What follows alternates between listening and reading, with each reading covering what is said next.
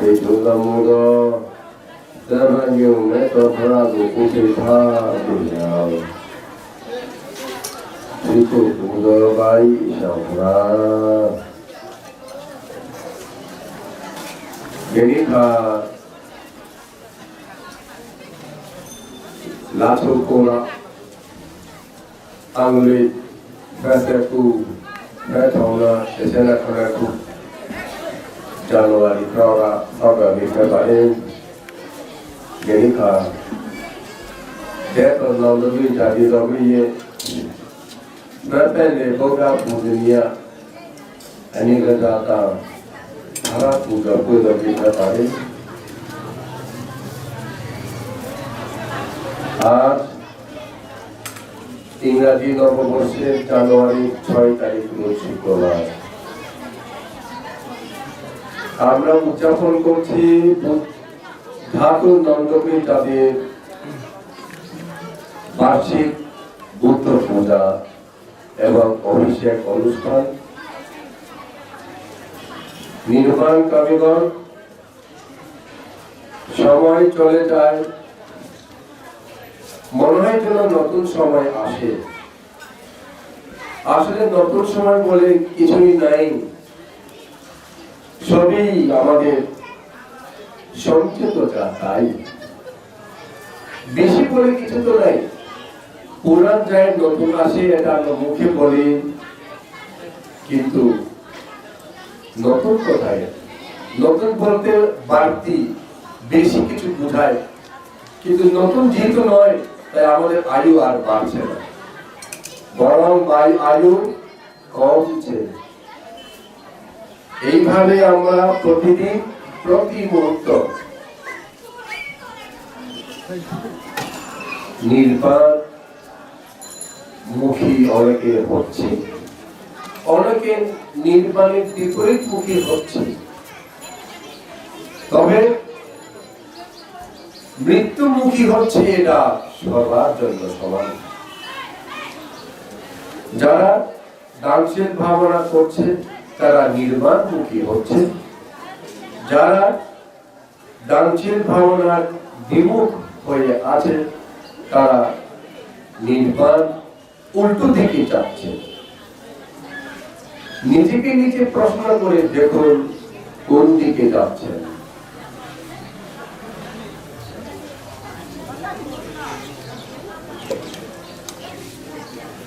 ভগবান বুদ্ধ বলেছিলেন 2500 বছর পার হয়ে গেলে আমার ধাতু সমূহ যেগুলা লুপ্ত প্রায় সেগুলো পুনরুদ্ধার হবে জাতি চৈত্য নির্মিত হবে তার পূজা দিয়ে মানুষ দেবতা ব্রহ্মা নির্বাণ লাভ করবে স্বর্গ লাভ করবে সেই কথা বাস্তবে প্রতিফলিত হচ্ছে 2500 বছর পার হওয়ার পর এখন আমরা দেখতে পাচ্ছি আমাদের এই বান্দরবানেও আমরা 6টা জাতি নির্মাণ করে ফেলেছি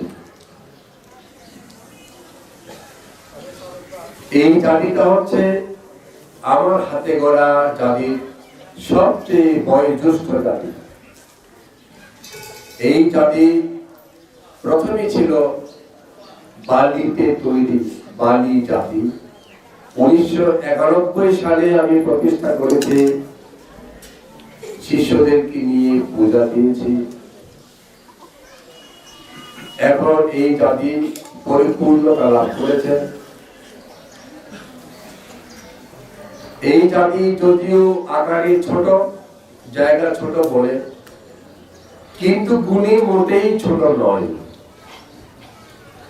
আগেও এই জাতি ওই শীর্ষ থেকে মুকুট চিহ্ন থেকে জ্যোতি বের হতে আমরা দেখেছি এর মধ্যেও কখন কখন জ্যোতি বের হয়েছে আমরা খেয়াল করি নাই বলতে পারবো না যেমন গত 1 জানুয়ারি অর্থাৎ 31 ডিসেম্বর রাত 12টার পরে আমরা এই জাতিতে প্রদীপ পূজা ফুল পূজা দিয়েছিলাম আমরা সমবেতভাবে বন্দনা করেছিলাম জগতের সকল প্রাণীর সুখ শান্তি কামনা করেছিলাম, আমরা খেয়াল করতে পারিনি। আমি কিছুদিন আগে ফেসবুকে স্ট্যাটাস দেওয়ার জন্য, অর্থাৎ এই জাতিতে পূজা হবে আসুন, এটা বলার জন্য যখন আমি ক্যামেরার ছবিগুলো খুলে দেখলাম, আমি অবাক হয়ে গেলাম। আমি দেখতে পেলাম জাতির চূড়ায় আলোক রশ্মি পড়ছে, কতগুলো ছবি আছে, উপর থেকে সাদা আলোক রশ্মি পড়ছে। আবার আরেকটাতে দেখলাম এই আলোক রশ্মির মাঝখানে এই জাতির উপরের অংশ স্বর্ণ রং দেখা যাচ্ছে। এই ছবিটা আমি অবাক হয়ে গেলাম। তখন আমি ফেসবুকে দিয়ে গেলাম, অনেকে সঠিক উত্তর দিয়েছে। আপনারা দেখুন এই ছবিতে যেভাবে আলোক রশ্মি পড়ছে, উপরে এই আলোক রশ্মির মতো আলোক রশ্মি পড়তে পারে সেই ধরনের কোন লাইট আমরা জ্বালিয়ে রাখি না। জাতির মাথার উপরে এরকম কোন লাইট ছিল না। তারপরে এই ধরনের ছবি ছায়া প্রতিবিম্ব বারবাতে সেরকম জাতিতে দেখা যায় মাঝে মাঝে, এবং কদাচিৎ ক্যাথিউরো জাতিতেও দেখা যায়। কিন্তু সেগুলোতে ছায়াটা হচ্ছে যে কালো। মানুষের ছায়া যেমন কালো হয়, জাতির ছায়াও কালো। কিন্তু আমাদের এই ছবিতে এই ছায়াটা কালো নয়, রঙিন স্বর্ণ রং। এটা বড় আশ্চর্য। তাই আমার বিশ্বাস আজকে যারা এখানে এসেছে, এই জাতির উপরে যেমন উপর থেকে আলোক রশ্মি বর্ষিত হচ্ছে, তদ্রূপ আজকের এই পূজায় আপনারা উপর থেকে মহাপুরুষগণের, অরহতগণের, গুরুগণের, দেবরাজগণের এবং বোধিসত্ত্ব রামের মৈত্রী আশীর্বাদ আপনাদের উপর বর্ষিত হবে। তাই আজকে যারা এখানে উপস্থিত থাকতে পারছেন, নিজেদেরকে সত্যি ভাগ্যবান, পুণ্যবান মনে করবেন। আগে বলেছি মাত্র একবার বছরে এই পূজা হয়। একবার এই পূজাতে উপস্থিত থাকতে পারা বড় ভাগ্যের ব্যাপার। এবং এই ধরনের গুণ সম্পন্ন আলোক রশ্মি বিচ্ছুরিত প্রতিবিম্ব সৃষ্টি করা, এই ধরনের জাতির অবস্থানে আসা। জাতি অনেক থাকতে পারে, মানুষ যেমন অনেক আছে, কিন্তু বিখ্যাত মানুষ, গুণ সম্পন্ন মানুষ কজন আছে? চাই শত শত জাতি হতে পারে, কিন্তু এ ধরনের আলোক রশ্মি বিচ্ছুরিত অলৌকিক গুণ সম্পন্ন জাতি কয়টা বা থাকতে পারে? নির্বাণকামীগণ, আজকে আপনারা প্রার্থনা করুন আগামীতে যেন আপনাদের ভয় ভীতি যত অন্তরে আছে যেন দূর হয়। কারণ জগৎ এখন সংঘাতময়, সারা পৃথিবী জ্বলছে হিংসার আগুন, দাউ দাউ করে জ্বলছে। হিংসার আগুন আমার আপনার অন্তরের মধ্যে আছে, দেখা যায় না। আগুনের চাইতেও ভয়ঙ্কর। আগুন ঘর বাড়ি পোড়াইয়া দিতে পারে এক জন্ম মাত্র, একবার মাত্র। কিন্তু আপনার অন্তরের এই হিংসার আগুন জন্ম জন্মান্তর পোড়াবে নরকে। সুতরাং এই আগুন নিভিয়ে ফেলতে হবে। অন্তরের এই হিংসার আগুন নিভিয়ে ফেলতে না পারলে নির্বাণ কোনদিনও দর্শন হবে না। তাই হিংসার আগুন নিভিয়ে ফেলতে আপনাদের সৃষ্টি করতে হবে মৈত্রীর আলো। মৈত্রী শান্ত শীতল জল, মৈত্রী শীতল জল ফেলে দিন, উত্তপ্ত জ্বলন্ত হিংসার আগুন নিভে যাবে। মৈত্রী চাইতে শক্তিশালী কোন অস্ত্র নাই, যে অস্ত্র সকল প্রকার বিরোধ, সকল প্রকার রক্তপাত, হিংসা দমন করতে পারে। একমাত্র মৈত্রী অস্ত্রতেই জগতের সকল প্রকার হিংসা আগুন নিভিয়ে দিতে পারে।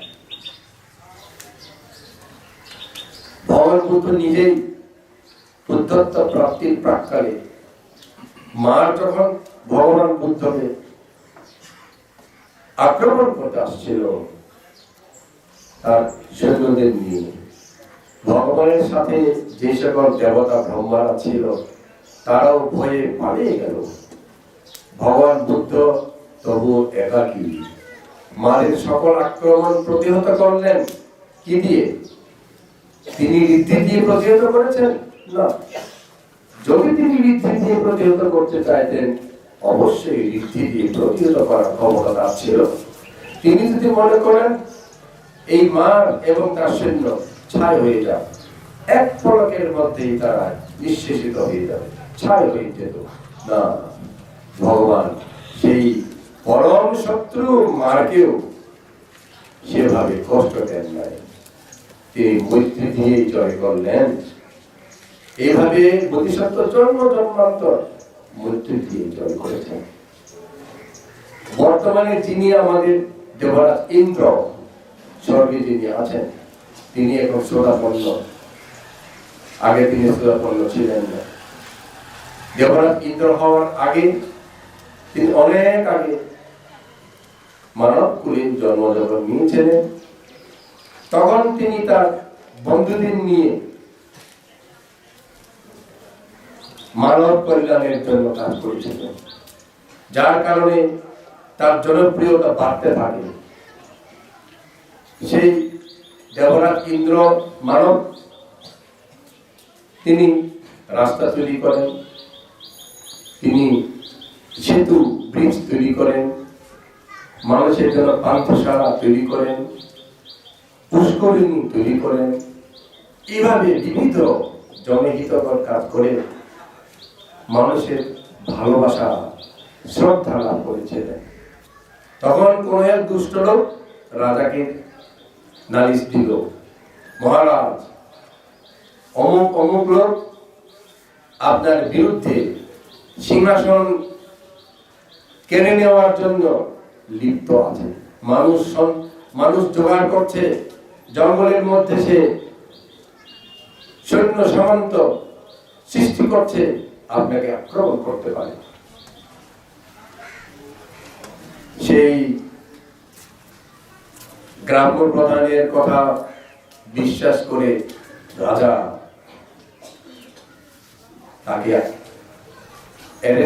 গ্রেফতার করে এনেছিল এবং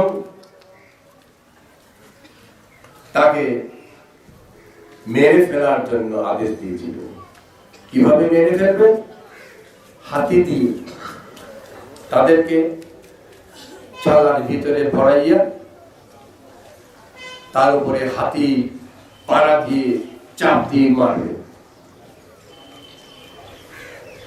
তখন সেই দেবরাজ ইন্দ্রসত্য তার বন্ধুদের বলেছিল, বন্ধুগণ ভয় পেও না, মৃত্যু অবশ্যই সবার হবেই, আজকে অথবা পরে। সুতরাং আজকে যদি আমাদের মৃত্যু হতে হয় হোক, রাজাকে আমরা শত্রু মনে করব না, রাজার প্রতি বিদ্বেষ হিংসা পোষণ করব না। যদি মরে যেতে হয় মনে করব ইহা আমাদের কর্মফল। এই জ্ঞান এই বিশ্বাস রেখে রাজার প্রতি মৈত্রী বর্ষণ করো এবং যে হাতি আমাদেরকে মারতে আসবে সেই হাতিও আদেশ দেয়াতেই মারতে আসবে, সে আমাদের শত্রু নয়, সে অবুঝ প্রাণী। সুতরাং তার প্রতিও মৈত্রী বর্ষণ করো। দেবরাজ ইন্দ্রসত্য এবং তার বন্ধুরা মৈত্রী, তাদের প্রতি মৈত্রী প্রদর্শন করেছিল, মৈত্রী বর্ষণ করেছিল। হঠাৎ করে দৌড় দিয়ে আসা হাতি থেমে গেল, হাতির সুর উঁচা ছিল, নিচে নেমে গেল, হাতির পা উপরে তুলেছিল, সেটা নিচে ফেলে দিল। কি হলো? হাতি চলতে পারছে না কেন?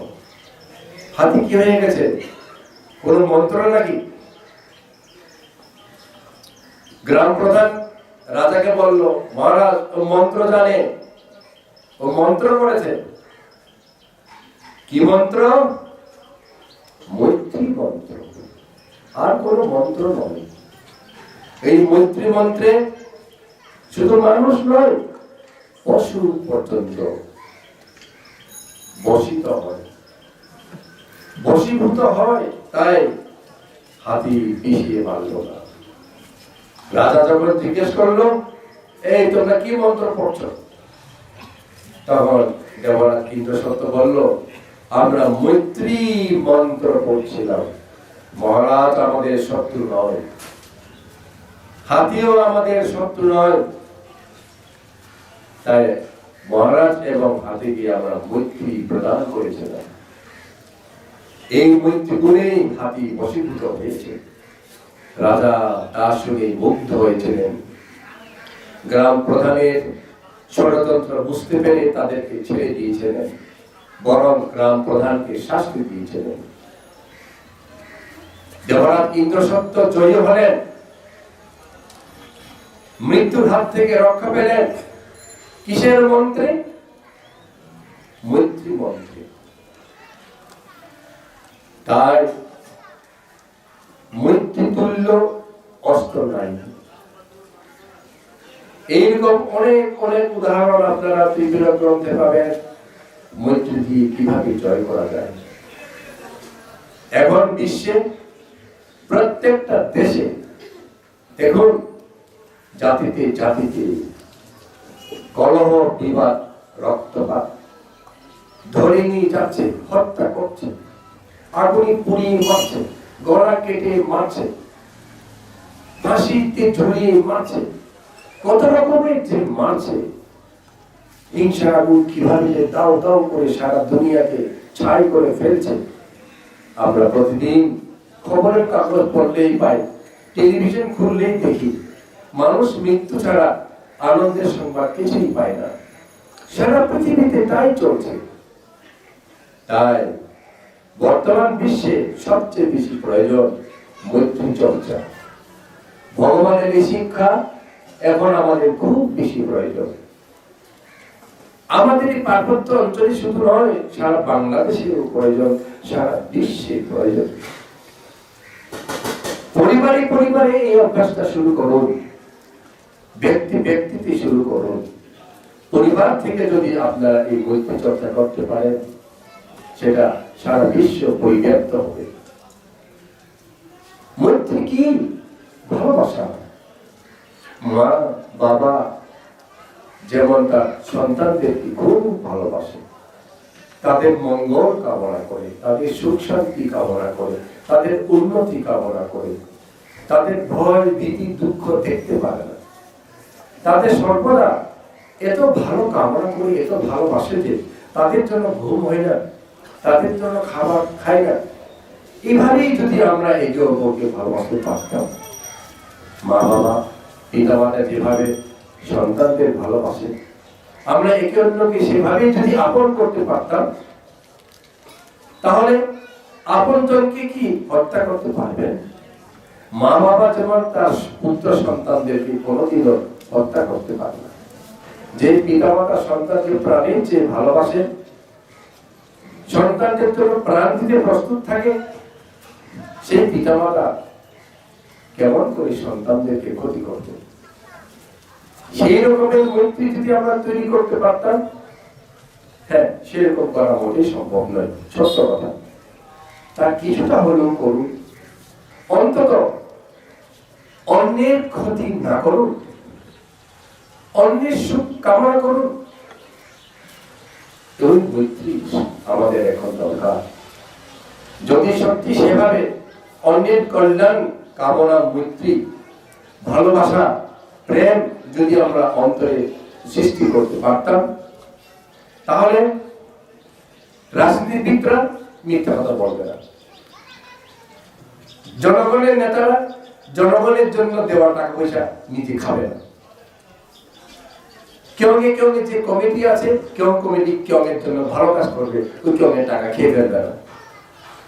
কোন মানুষ অন্য অন্য একজনকে কষ্ট দেওয়ার জন্য কোনো কাজ করবে না।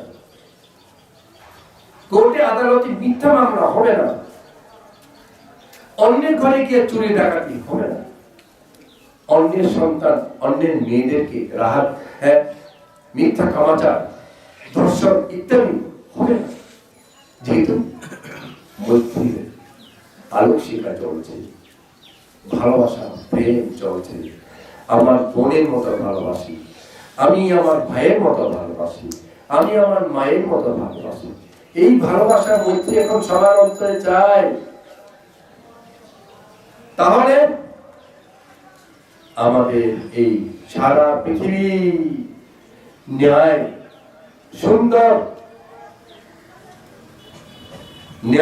সুন্দর ভিত্তির উপরে দাঁড়াবে, ন্যায় সুন্দর পতাকায় উত্তীর্ণ হবে। তখন ভালো মতো চিন্তা করে দেখুন না, যখন আপনি ভালোবাসবেন অন্যকে, আমি জননেতা, আমি জনগণের নাম ভাঙাইয়া আর টাকা খাবো না, যেহেতু আমি তাদের ভালো চাই।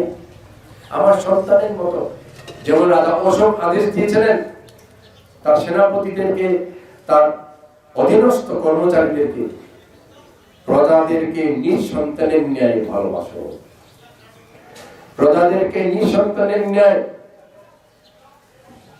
পিতামাতা যেমন সন্তানকে কোলে নিয়ে রক্ষা করেন, তোমরাও তদ্রূপ ভাবে জনগণকে সর্বপ্রকার দুঃখ থেকে রক্ষা করো।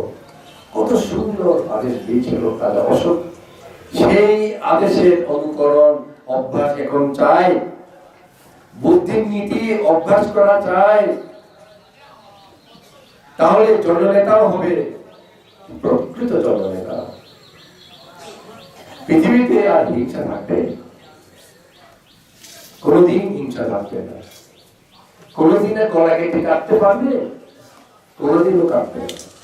আগুনি পুড়াইয়া মারা, ঝুলাইয়া মারা, হ্যাঁ, আর কিছুই হবে না। পৃথিবী হবে স্বর্গতুল্য। এটাই এখন খুব দরকার আমাদের মধ্যে। তাই আমি এই মুহূর্তে আমার শিষ্যদেরকে বলতে চাই, আমার শিষ্যদের মধ্যে এই মৈত্রী চর্চা করতেই হবে। আমাদের শিষ্যগণ যেন একে অন্যকে গুরু ভাই, গুরু বোন এই বলে জানে। আপন ভাই বোনকে যেমন ভালোবাসে, তদ্রূপ আমার শিষ্য শিষ্যগণ আমি চাই সেভাবে একে অন্যকে ভালোবাসবে। অন্যের বিন্দু মাত্র যেন ক্ষতি করার চিন্তা না করে, মাথায় যেন না আসে। এভাবে আমরা গুরু শিষ্য, শিষ্য শিষ্যা একে অন্যের প্রতি যদি মৈত্রী আচরণ করতে পারি, মৈত্রী অভ্যাস শিখতে পারি, এখান থেকেই আমাদের এই চর্চাটা আরো পরিব্যাপ্ত হয়ে সারা বিশ্ব পর্যন্ত আমরা পরিব্যাপ্ত করতে পারি। সারা বিশ্বে আমাদের মৈত্রী তরঙ্গ ছড়িয়ে দিয়ে আমরা দুঃখ থেকে মুক্ত করতে পারি সারা পৃথিবীকে। এটা সত্য, এটা সত্য। বিশ্বাস করুন বা না করুন, কয়েকটা কথা বলি। আজকে পূজা হওয়ার পরে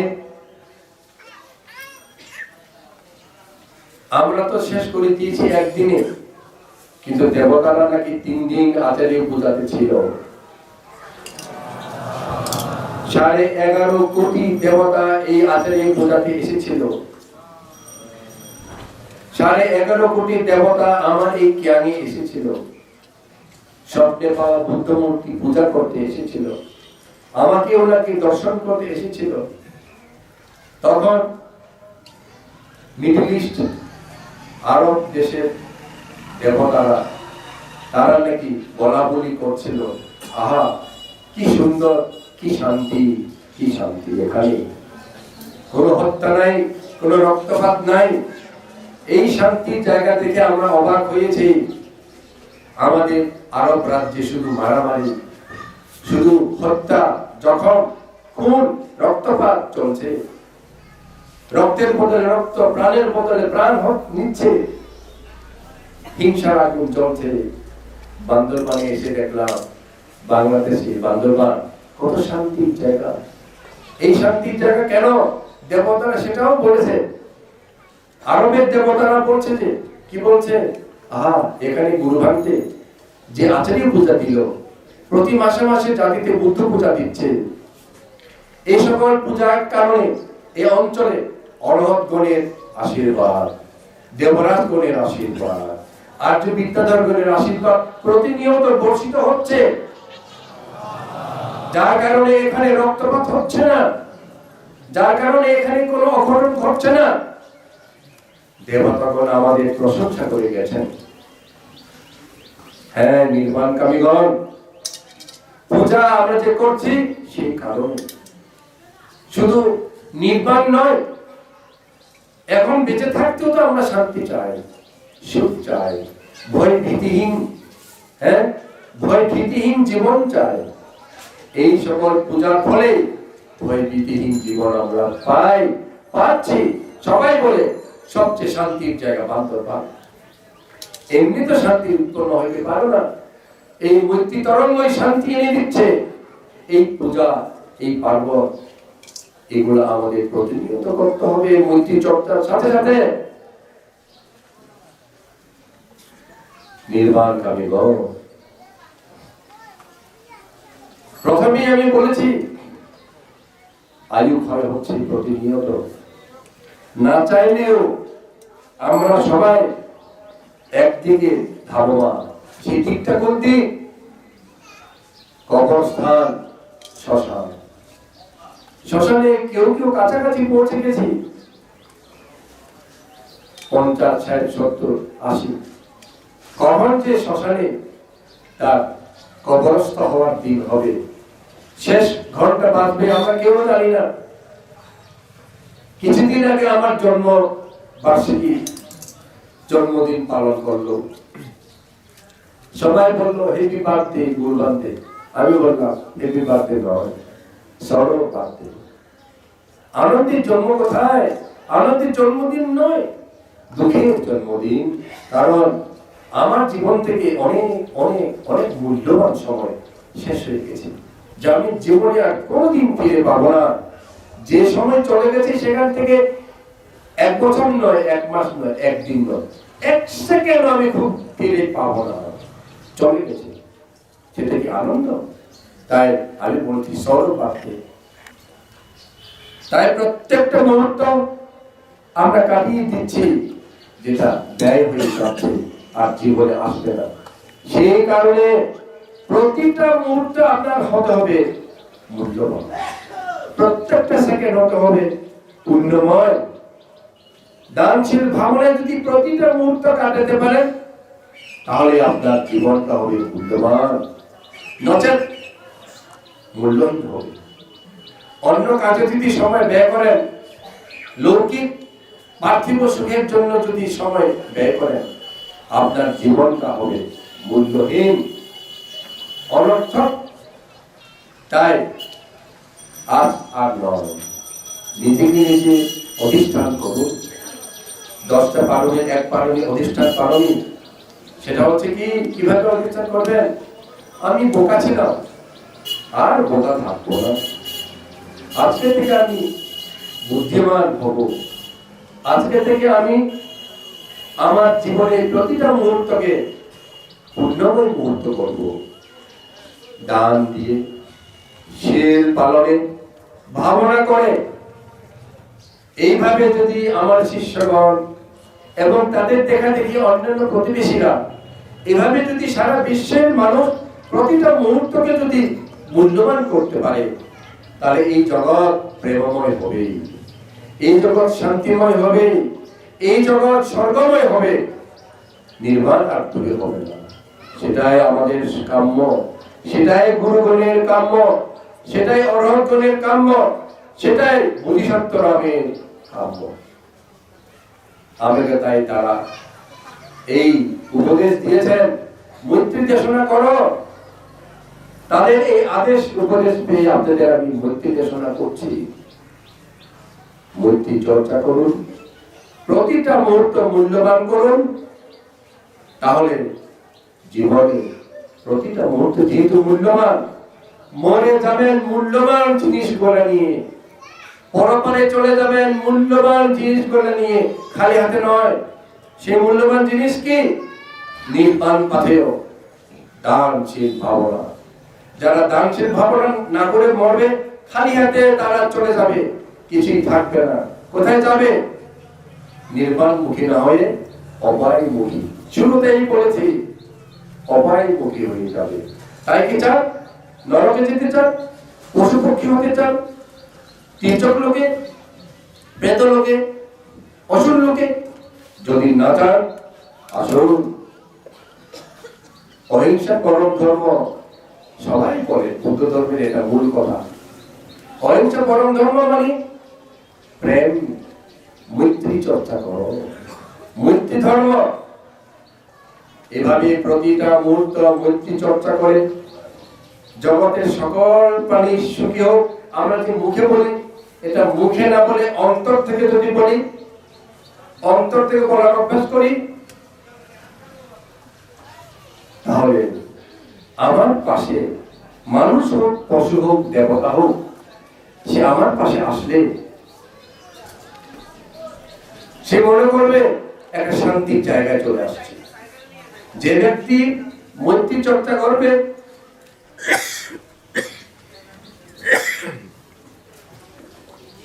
যে ব্যক্তি মৈত্রী চর্চা করবে, তার কাছে আসলে যে কোনো প্রাণী শান্তি লাভ করবে, মনে করবে এটা আমার বড় আবাসস্থল, এখানে ভয়হীন ভীতিহীন আমি থাকতে পারবো।